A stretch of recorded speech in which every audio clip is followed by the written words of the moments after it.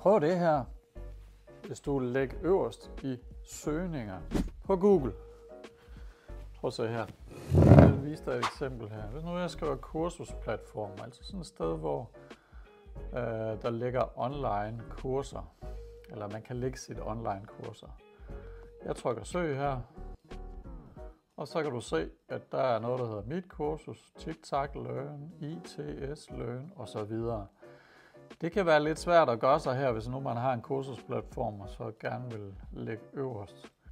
Og så alligevel, prøv at se her, der er kommet en ny opdatering fra Google, og den betyder, at nu kan du søge på shorts-videoer. Lad mig prøve at trykke på shorts-videoer her, og så kan du se, at du får et helt andet resultat. Der står godt nok Simpleo her til højre, men det er faktisk Lumant, som er ved at markedsføre sig selv der. Der var jeg sgu egentlig selv, men det er fordi, jeg ligger på Lumant.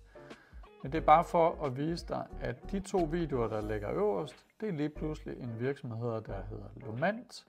Og det er fordi, de har gjort sig umage med at lave video i shorts videoform, og så spredt de her videoer på sociale medier. Så det er altså din måde at kunne overhale alle dine konkurrenter.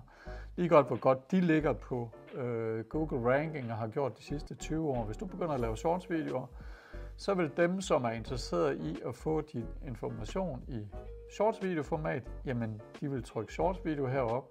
Det er i hvert fald det, Google har tænkt med den her kategori. Det kunne jo også være, at man åbnede Mit Kursus op her, og jeg skal så lov for, at det vælter ind med følgere. Og det er jo den anden fordel ved, at du lægger shorts videoer op, som jeg gør på ugentlig basis.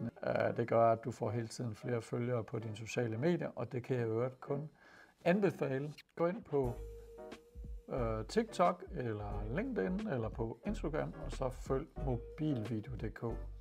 Håber på at se dig derinde.